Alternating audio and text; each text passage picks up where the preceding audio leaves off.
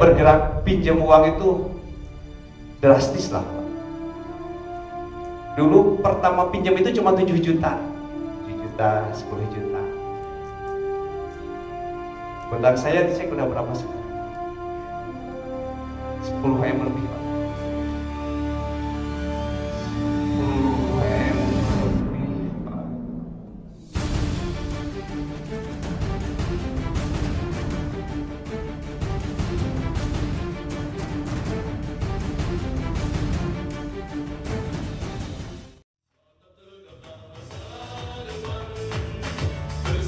Assalamualaikum warahmatullahi wabarakatuh.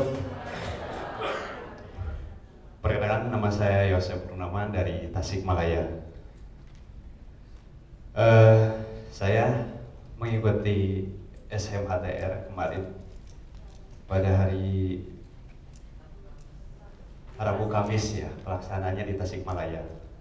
Saya tuh memang dari beberapa bulan ke belakang, bahkan dari tahun 2018 akhir Desember, saya sudah merasakan kok kesini usaha saya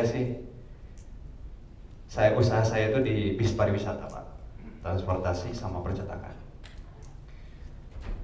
Sebelumnya saya 8 tahun di perbankan. Selama karir saya memang lumayan, Pak, di perbankan, dipertahankan.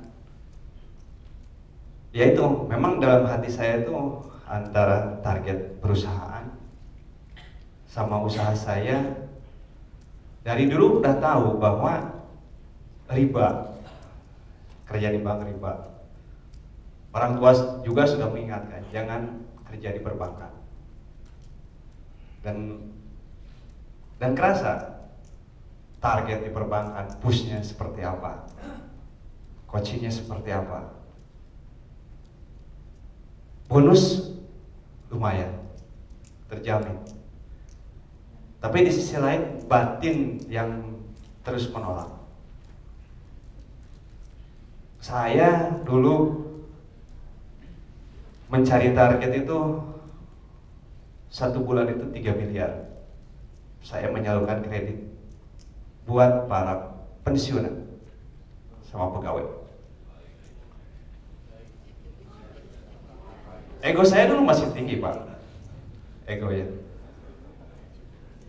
Tapi saya merasa kasihan. Di samping saya memberikan target uang pada mereka, tapi saya juga merasa kasihan. Memang apa yang dikatakan tadi, bunga yang dibayar lebih besar, pokoknya sedikit. Saya kasih kredit, dijamin 3-6 bulan, mereka minta lagi, Pak, tolongin saya dong, bisa di top up lagi nggak?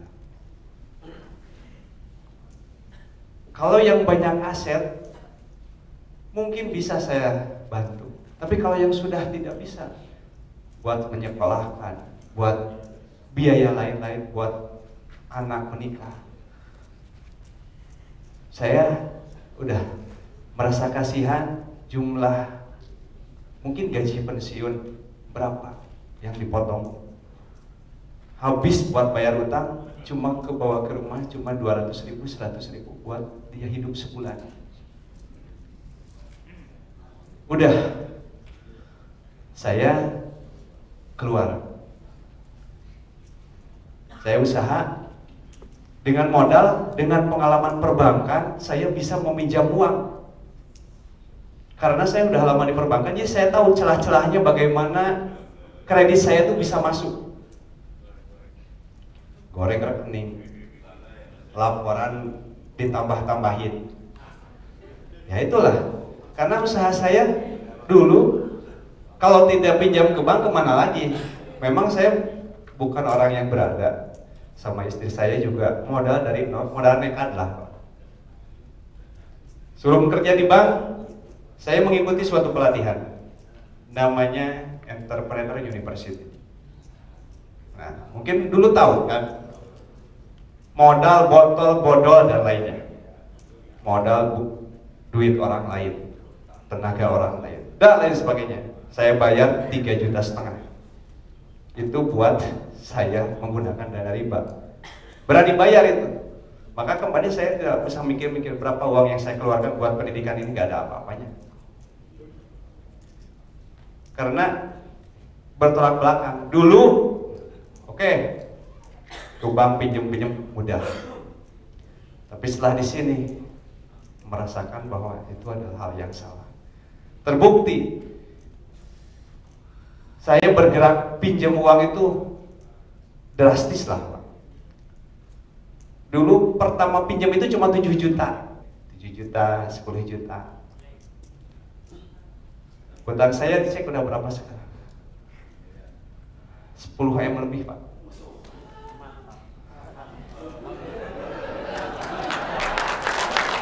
Astagfirullahaladzim.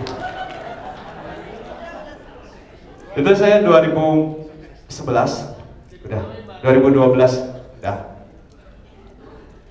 Tingginya itu di 2015 itu 1 tahun noron, saya 3 bulan sekali akad. Menurun lah, turun-temurun ya, 1 bulan, 2 bulan, ke 3 bulan akad lagi. 6, 7, 8 akad lagi, akhir bulan akad lagi. Tak tanggung-tanggung 1 kali. Itu 1 unit bis, Pak. Bis itu satunya 1,8 M. Jadi 1 kali akad untuk 2 unit 2,5. Itu yang saya pakai leasing. Tapi saya perhatikan memang betul. Pencairan dari bank akan cash flow yang naik, aset perguliran tiap bulan, cash flow saya memang ya tiap hari ratusan masuk rekening. Tapi ini uang masuk kok banyak sekali, tapi kok nggak ada, kemana gitu kan? Di rumah pas jatuh tempo mikir, susah tidur. Iyalah, mau tidur sama istri malah berantem kan? Jadi gak semangat gitunya, gak semangat. Istri udah kerung gitu kan, udah mikir nih, males gitu.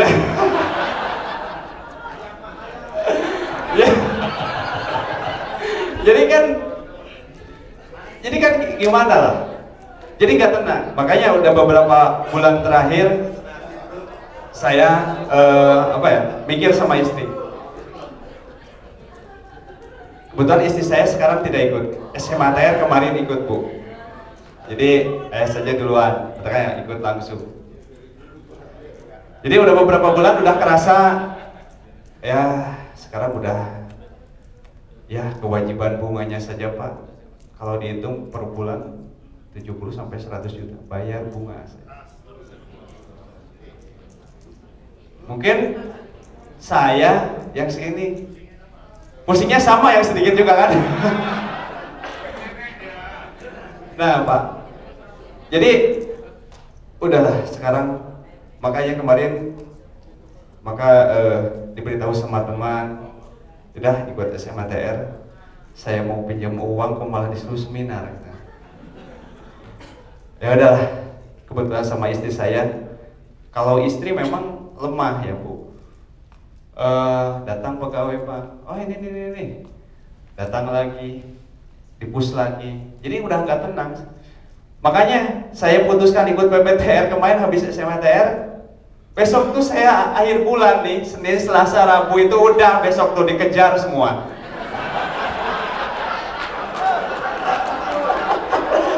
Iya, tahu. HP saya dari kemarin sampai malam berapa puluh panggilan lah ya. Kerasain dulu. Apalagi besok. Tapi hikmahnya kemarin ikut SMATR saya berani menjawab telepon. Saya angkat pagi-pagi. Hari Jumat jam 7 udah telepon, kerangkring ya biarin aja jam 8. Udah ada namanya. Udah deh nanya KPR. Udah angkat saya telepon. Ya, Bu. Ya, Pak, gimana untuk angsurannya? Masuk kapan? Untuk saat ini saya akan lunasi, Bu. Wah, dengan bangga kan? Saya akan lunasi, Bu. Tapi saya akan bayar pokoknya saja. Oh, tidak bisa, Pak. Itu sudah sistem. Gitu kan? Tenang, Bu. Yang penting hutang saya dibayar pokoknya saja. Udah. Oke, Pak. Saya tunggu Bapak di kantor. Tapi bulan ini masuk ya, Pak ya? Saya tidak janji, Bu. Udah, tutup aman satu kan? Berselang lama datang lagi WA, telepon lagi ke istri. Yang satu lagi nih KPR lagi.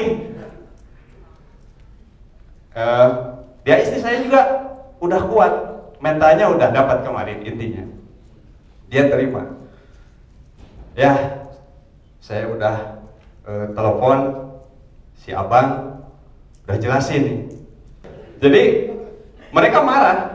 Dijelaskan sama istri, maaf, saya udah ikut MTR hijrah, saya keyakinan saya akan membayar pokoknya saja. Marah dia. Ya udah, gak apa-apa. Yang penting ikut PBTR, besok dapat teknisnya semuanya bisa lebih yakin lagi.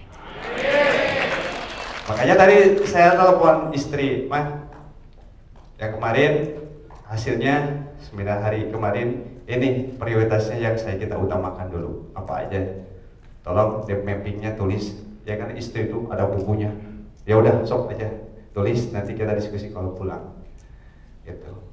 Gimana yang masalah leasing mobil, ya gak apa-apa lah ya, nanti dapat ilmunya kita berbagi lagi. Jadi alhamdulillah kita satu tim, bahwa satu komunitas saling mengingatkan bahwa kalau sudah dalam satu komunitas kita punya power, kita punya kekuatan, kita punya keyakinan yang lebih, bahwa inilah sudah membukakan pintu hati saya.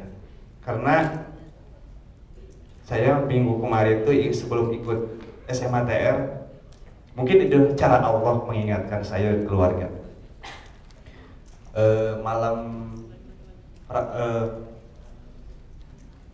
Malam Jumat kalau nggak salah, malam Kamis, ya,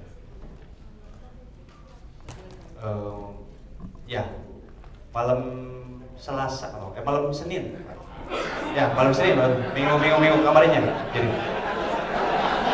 Jadi banyak hutang. Jadi cara Allah itu dari mana saja datangnya, bagaimanapun caranya. Bis saya memang semua lagi sampai tanggal 3 Mei itu udah full. Perjalanan itu ada yang ke Bali, ada yang ke Lombok, Semalang, semua kan lagi wisata sekarang. Kemarin saya mengalami kejadian kecelakaan tabrak. Mobil saya tabrakan sesama. Jadi mobil saya beriringan di tol Cikampek di sini. Yang belakang nabrak depan, mungkin yang depan tidak masalah sih, bempernya. Yang parah bis yang kedua yang nabrak. 2:30 dini hari. Ya, udah panik di sana. Kenapa sih? Lagi ramai, lagi banyak order, ada kecelakaan. Saya 2:30 pagi nyari bis pengganti di sini. Alhamdulillah dapat dari Karawang, itu yang dibawa rombongan pesantren Asuna mau ke Pulau Seribu. Ya, lemesnya kenapa? Udah kejadian kecelakaan, cash money gak ada, uang cash itu buat bayar perbaikan itu udah gak ada. Bingung. Ya Allah, saya masih diberi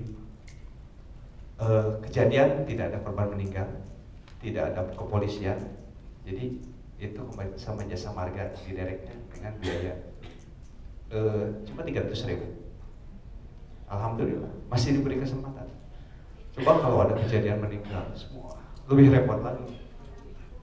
Makanya jauh Alhamdulillah, mungkin itu cara Allah membukakan hati saya dan istri saya dan keluarga bahwa ini adalah satu-satunya jalan yang terbaik. Kemarin memang sudah meniatkan, ya Allah, saya ingin bebas dari hutang. Saya capek tiap akhir bulan, tiap pertengahan tanggal itu ya gak jauh juga, seminggu berapa kali datang lagi tagihan ini, capek. Saya kerja di bagian apa? Saya juga percetakan, saya desainer gratis. Pagi habis sholat subuh langsung ke kantor bikin desain. Sampai malam kerjaan kondisikan karyawan semua bagian produksi. HP.